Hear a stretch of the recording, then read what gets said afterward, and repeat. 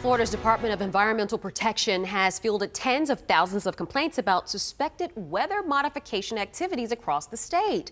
I'm Tanika Hughes. And I'm Yona Gavino in tonight for Ben Becker. The surge of complaints follows the launch of the state's weather modification hotline, which was part of a bill passed last year. It also banned weather modification in Florida.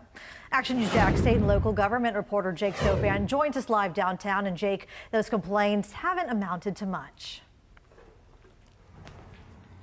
No, the Department of Environmental Protection says it's found no evidence of weather modification activities happening in the state of Florida, despite receiving more than 20,000 complaints. And that result has some state lawmakers questioning whether this whole thing is a giant waste of taxpayer dollars. Thousands of Floridians are looking to the skies with confusion and fear, including Florida Congressman Greg Steube, who posted a series of videos like this one to social media in January with the caption, quote, "Didn't Florida ban spraying chemicals in our skies?"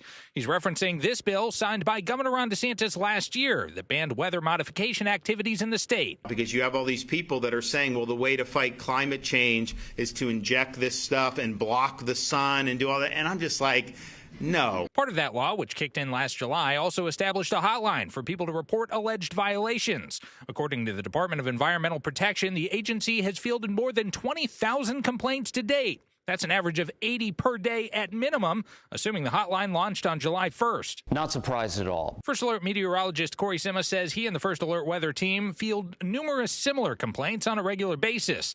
But those streaky clouds following planes, like the one seen in the congressman's video, have a simple explanation that's been understood for decades. As long as there are planes flying, there are going to be contrails. But it depends on the weather as to whether or not we can actually see them or how long they stay visible. Similarly, the Department of Environmental Protection reports none of the complaints it's received have yielded any evidence of weather modification activities in the state of Florida. And that has some state lawmakers like State Representative Anna Escamani questioning whether there's any value to the state hotline at all. These are your tax dollars that could be going to teacher pay or affordable housing programs.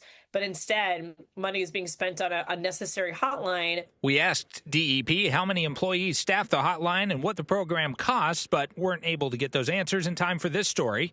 Sima argues there could be some value if DEP makes an effort to educate those who file complaints about the reality of what they're seeing in the skies. At the same time, a lot of people are going to see this and their minds will not be changed. And there's nothing that anyone can say that will actually change their minds. Now, DEP did tell us numerous complaints have been forwarded to the Florida Department of Health. We reached out to DOH asking how many complaints it's received from the hotline and whether any of those complaints led to findings of any public health risks. We have not yet heard back. For local coverage you can count on, live on the South Side, I'm Jake Stofan, Action News Jax.